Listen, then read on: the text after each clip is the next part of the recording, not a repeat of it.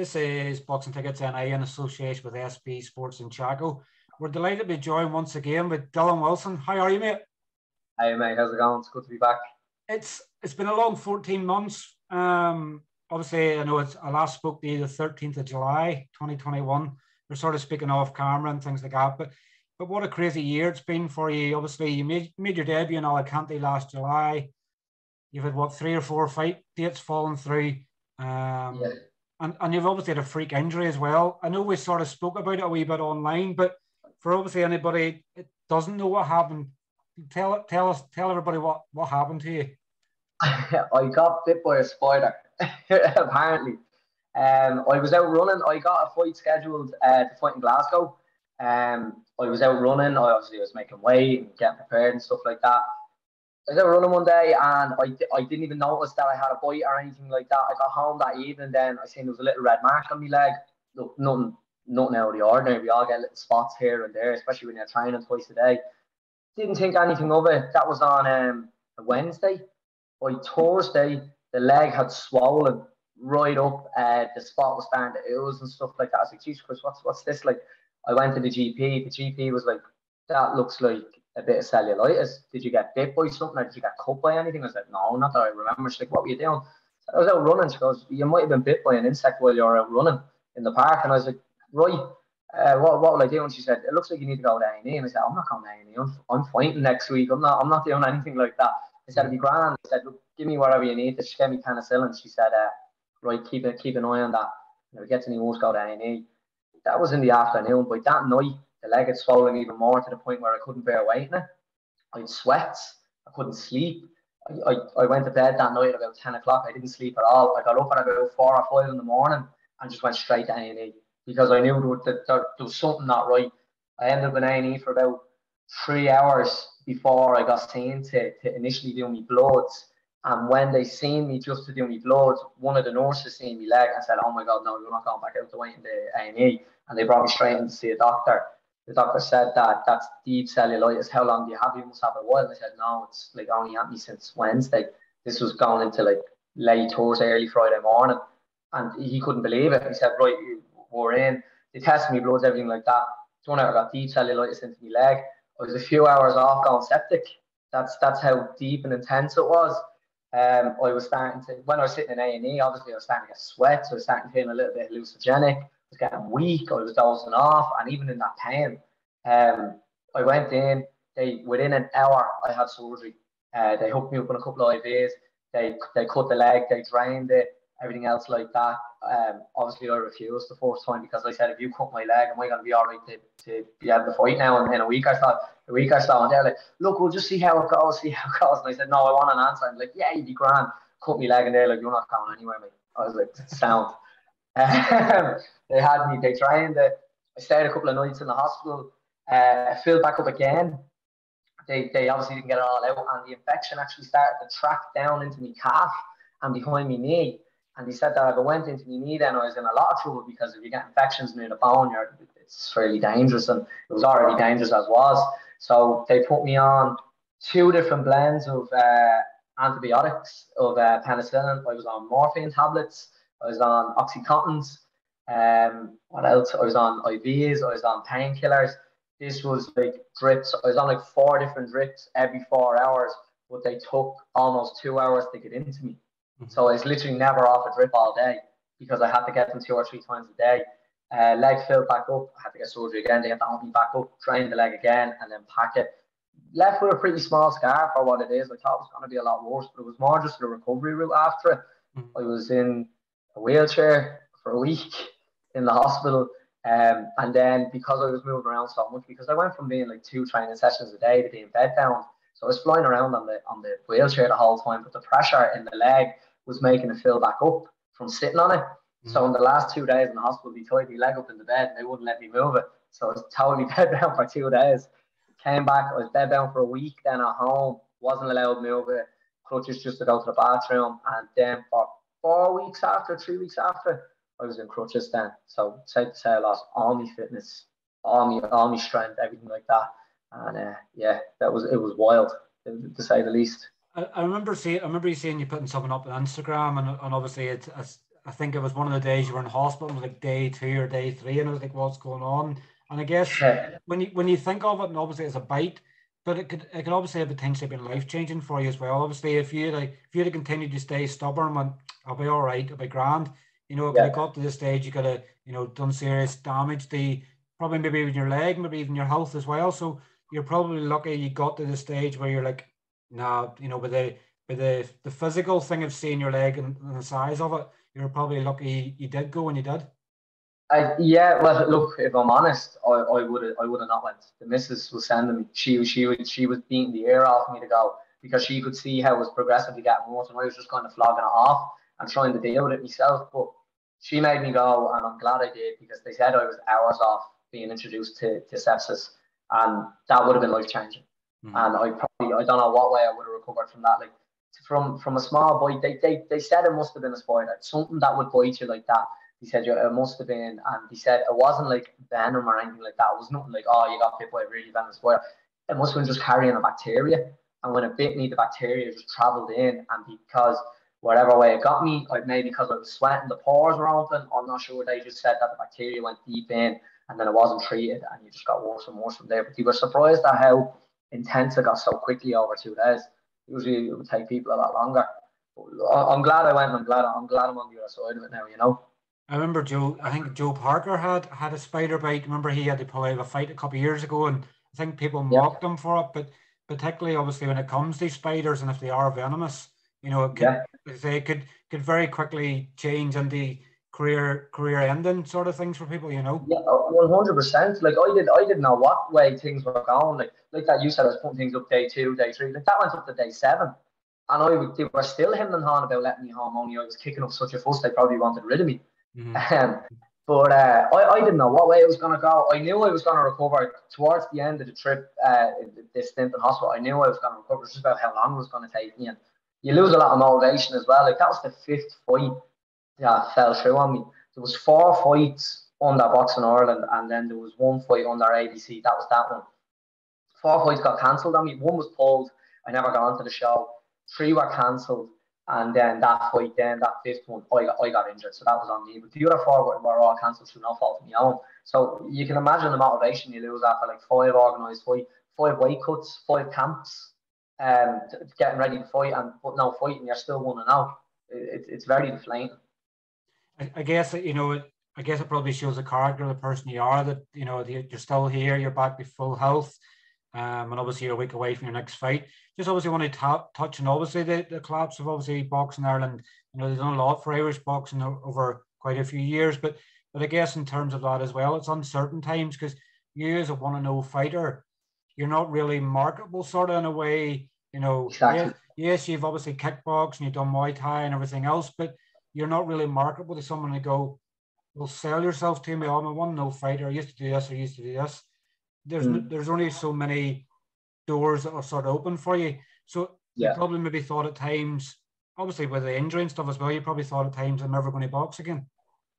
I thought like, what way am I going to get back on it? Like, you want to know you've had 5 chances now to fight and they haven't happened. Like, how many more chances are you going to get?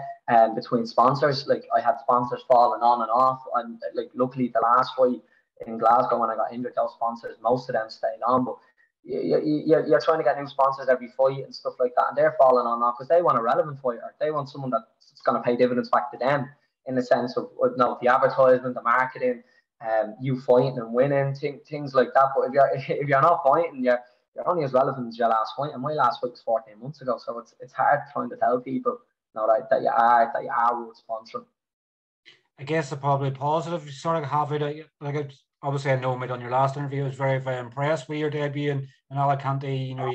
You could probably see the skills that obviously Kenneth Egan's obviously transferred to your boxing was obviously making you have that standout performance. I guess in Yeah, some ways we've had 4 or 5 camps.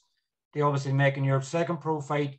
We're probably going to see more things obviously on there. Probably rewinding the clock back to July of last year, and people going, yeah, I remember why it was such an impressive debut. Are you yeah, are you excited to obviously show what you've been learning over the last 14 months to put it into yeah, practice? yeah, yeah. Like there's a lot more to be displayed this time round. Like when I went out last time there, I think I displayed a nice amount of skill as well, but I also showed that I'm not afraid of fighting. And I don't think anybody kind of expected that. Yeah, the way I walked in and walked forward and went looking for finishes and stuff like that. And I'm not afraid to stand toe to toe with anybody, but I can also display some boxing skills as well. That kind of developed a lot of hype because there's not a lot of fighters that are willing to do that, especially if they're fighting journeymen or anything like that. They kind of want to go out, box, get that win, and move on. I'm going out and I was looking for finishes. I was willing to stand toe to toe, and I think that kind of got people off their seat then watching me. I'm looking when I go out now next week to display the same attributes as last time, but to also show that I've evolved a lot more too, and that I've upskilled, and that I can show a lot a better style of boxing too, and a lot more skill within me boxing. I went out last time and like being critical of myself going back. I brawled a little bit, and yeah, okay, I fought well inside the pocket, but I could do a lot better on the outside, and I have that skill now, and I'd like to be able to show that now come next Saturday that there is an amateur style in me too that I can display as well as that pro style of dipping the head, tucking the chin, and going forward. So I'm looking forward to showing that. You know, I've had 4 or 5 camps now. I've definitely developed a lot more. Well, I know they always say you never forget the debut, but will this fight probably mean more to you? Obviously, from what you've been through the last 14 months, I probably maybe feel emotional to you as well. The fact that what you've had to overcome. Let's face it, sort of boxing sometimes gets thrown in the gutter, but people sometimes don't see if the sacrifice of field camps and everything else, what it does to people. Obviously, it'll make it a lot more surreal to you, knowing that you know what I've been through all this. I've come back. I'm stronger for it. I'm now 2-0 as a fighter. Get me my third fight. Yeah, 100%. Like that like four camps come and gone, no fight. Like obviously, you know yourself when you're in camp, you're training twice a day, 6 days a week. Like there's no break. Like the amount of kind of personal and social sacrifices you make, as well as work too. You know, like a lot of us pro fighters, we all have jobs too.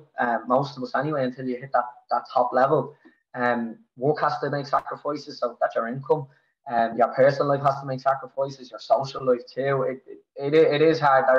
This fight does mean a lot, you know. Like 4 camps have come and gone, and I'm finally getting to go out and kind of put my mark out there. It's actually going to be a big relief once I step on that ring. I'm still skeptical, you know. Like I don't really believe it until I'm in that ring and I'm through them ropes. I won't believe it's actually happening. I'm preparing it is a bit as if it is, but I won't have that weight off my chest until I'm in that ring on the day and I'm boxing. And then I'll be like, get me third fight. And I already have one lined up as well.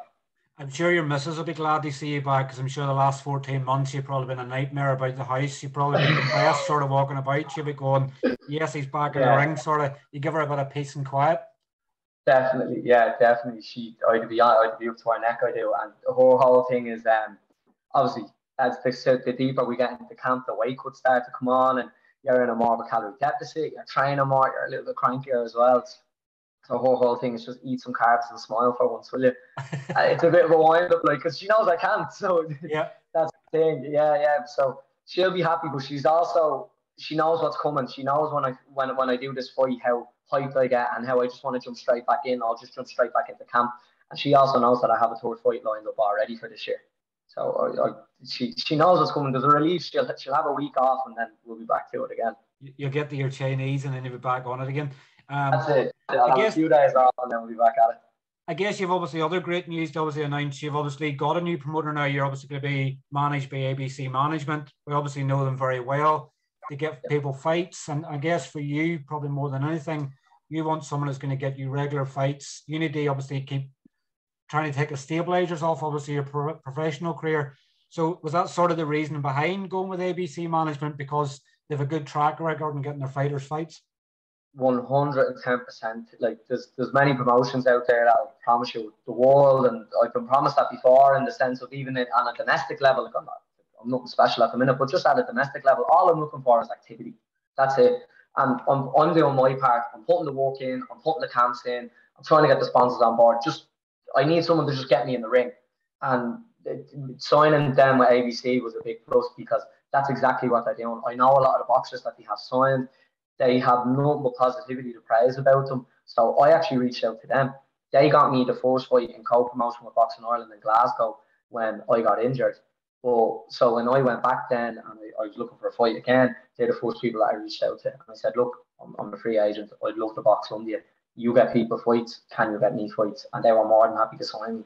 And it's gone well so far. Like within a few days of having a chat with them, they're like, leave it with us. We'll get back to you. We want to be able to offer you a fight before we offer you to sign them with us. I was like, all right, cool. Within 2-3 days, they're like, here's this show. It's in so many weeks' time over in Inverness. Would you like to be on it? I said 100%. He said, right, we'll get paperwork over to you. And that's as easy as it's been. And they're already talking about getting back out in October. And then I'm already know that I'm going out in November anyway. I guess, it's, I know they seem to be working with everybody. They're working with Mark Dunlop, they're working with Conlon Boxing, they work obviously with Kennan, they work with, Kennett Boxing, they work with Fight Zone. They seem to work with everybody, and I guess that's what you want. You want someone to be neutral and go to different promoters and get you on different shows.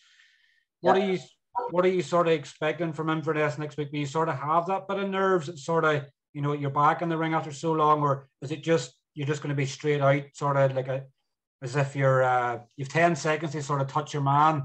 Are you going to go straight out flat at it, or I guess we sort of still feel the nerves after so long and everything you've been through? I don't know. Like I imagine I haven't felt any nerves up to this point so far. Nothing. Like your debut was always the scariest, especially as a professional. Like I've a lot of fighting and combat experience, but on a professional level, there's no comparison. There's no comparison whatsoever. Going out, so far, it's up to this point, I haven't felt any nerves. If anything, I'm just like raring for a knock. That's all it is. Like 14 months since the last fight, 4 camps. I just want to fight, and I'm raring to go as well. I'm sure coming up maybe on the travels and stuff like that. That's usually during my fighting career as an amateur and a pro in different disciplines. I usually get nervous on when we start traveling, making moves towards the fight. No, the day before for weighing in, maybe when we start flying over there a few days before. That's usually where the nerves come in. They settle. Weigh-ins, I get nervous again, settle, and then fight day. I'm actually pretty happy on fight day. I'm just glad it's the relief of all having a fight. Obviously, the Irish domestic scenes obviously seems to be the new sort of way to go now. Obviously, with the Conlon boxing show, where obviously there's domestic fights. Obviously, Tony McGlennan's fight fell through. Obviously, Mark Dunlop's show now in 4 weeks' time. There's a couple of domestic fights. It seems to be that everything's catered around the domestic scene now. Even before obviously I ask this question, I know that you're up for domestic fights because you're like Jimmy Morrissey. Just tell me who I'm fighting and when I'm fighting, and that's it. Yeah. But I guess for you, obviously, it's super lightweight and lightweight because obviously other fighters within the divisions are a bit more advanced. I guess it's getting you a few fights to get yourself adjusted before you even look at domestic fights.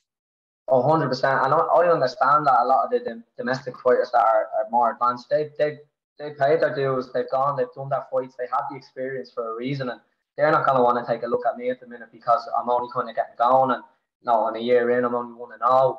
Why would they?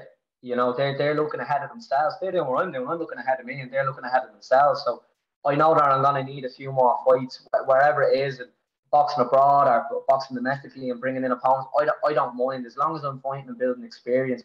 I know sooner or later at some stage one of them domestic fighters are going to have to take a look at me, and they can't turn any other way without seeing me because I'm going to be equal with them with the experience. My plan now is to make up for lost time and be as active as possible, and hoping all goes well. I'll be 4-0, 3-0 by the end of the year, and I can start looking towards that then. Yeah, because obviously I know your plans obviously are the Celtic and obviously Irish titles, and it's good sometimes to hear of a fighter that isn't setting the bar too high. With your job, obviously goals are a big thing with your job, so it's the short, medium, and long term goals. And if you can't hit short term goals, you can never hit long term goals. So you obviously have your head screwed on that regard. Yeah, there's no point in being a dreamer, there's no point in me setting the bar too high because what will happen is I'll hit one speed bump, realise I'm even further away from it, and then I'll get demotivated and won't do anything. Where I'm just taking these fights as they go. Like me personally, I'd love a crack at a Celtic title or a national title at a later date, but a Celtic title is obviously the first thing for me, and I know what I need to do. I need to get fights. So I know that I need to be active this year, and I'm just going to take it fight by fight by fight. And I'll know when I'm at that level then, and when people are looking at me enough and my name's being talked about enough that I can start calling for that. And that's my goal ahead right now. Definitely the right way to be. Obviously, when I finally finish it off, obviously you did mention sponsors and stuff there. Obviously you got new sponsors. Hopefully I'm not putting you in the spot too much. Sometimes people are prepared. But obviously, if you do miss any of your sponsors out, it's not your fault, it's my fault, because obviously I know that they obviously give their hard-earned money, and particularly when times are tough with everything going up in price, you know, even more so now the sponsors are involved. They obviously, and especially with domestically happening at the minute, you got to travel for fights, you know, and that's expensive too. It's a lot more expensive to travel for your fights than it is to fight domestically. But yeah, the sponsors have been great. Like, these sponsors came on board when I was supposed to fight in Glasgow back in April, and they stuck with me, and I'm really appreciative of that, because that it shows that they're in it for the long haul. And hopefully, I can give payback dividends to them in some way by displaying the right amount of skill and winning fights and putting myself out there. And the sponsors that was on to me, guys, was the gym, of course, that I work for and that I manage. The owner of that, he's a long time friend. It's Ultimate Fitness Gym in Dublin. They cover a lot of me travel, a lot of me expenses. They've had me back since day one when I was a kid fighting in the kickboxing scene, and they'll have me back today and for the indefinite future. So I'll always have them. Another one is Footprints Early Learning. They are a Montessori and preschool early learning crash based in Dublin with multiple locations. Again, a good friend that has seen me from the start and has always had me back. And as soon as they were in a position to support me in better ways, they jumped on board straight away. I didn't even have to ask. After that, then is Fight Store. They look after all my training gear. I think everybody knows who Fight Store is at this stage. They're probably the leading supplier of combat gear in Europe now. They look after my fight shorts, boots, my gloves, anything like that I need. They always give me a dig out. I'd always steer people towards them. After that, then is my recovery, which is obviously so important. We're training twice a day.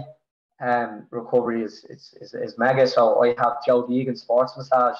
She's a girl that I know that's a qualified sports therapist and sports masseuse, and she's been looking after my recovery now for I'd say the last year now, just shortly coming up to the debut there. She took over, and I haven't looked back since. I've never had to go another way. I haven't had any injuries that have been caused through the sport or through training. No, I only had that freak injury there, but that's purely down to her. And then the last one is the biggest sponsor that I got, and the most recent one is DPD. DPD Couriers and Transport. I'm sure everybody knows them. The one in South Dublin there, that branch actually jumped on board with me. I became friends with one of the owners, and actually through my job with personal training, and developed a really nice relationship, and they've jumped on board now with sponsorship, and that's a mega one that I'm happy to announce. And there'll be an announcement on my own social media now in the coming days about that. So that's one I'm really excited about, because I think they can help me go to places that I wouldn't be able to myself. Fantastic. It's great to obviously hear so much support, and obviously most of the sponsors know you in some way, so I guess that shows the person you are, that they're getting behind you, and they obviously want to. I always say that sponsors help you achieve your dreams, and that's truly it. We obviously wish you all the very best. Obviously, Fight 2 as a pro next Saturday. I believe it's potentially on Fight Zone. Yeah, so I've been told anyway that there's talks about being on Fight Zone. I was told it is, so I'm running with that anyway. Fingers crossed it is. That'd be great. It'd be a great platform for me to be on, and for people to see me, and let me display my skills to not just the people in the room, but people all over the country watching. So that'd be really cool. If not, I'm sure we'll get it recorded and we'll have it put out as well. But yeah, exciting things to come, and I'm looking forward to putting on a good show on Saturday. Definitely. Well, listen to them. Thanks very much for your time. Obviously, enjoy the rest of your weekend, and I'm sure we'll catch up again very soon. 100%, mate. I'll be on to you. Don't worry. I'll be hounding you straight after this fight. I'll be back on announcing the one after that as well. Fantastic, mate. Cheers. Take care. Cheers, Thank mate. you. Thanks. So Bye-bye. Bye-bye.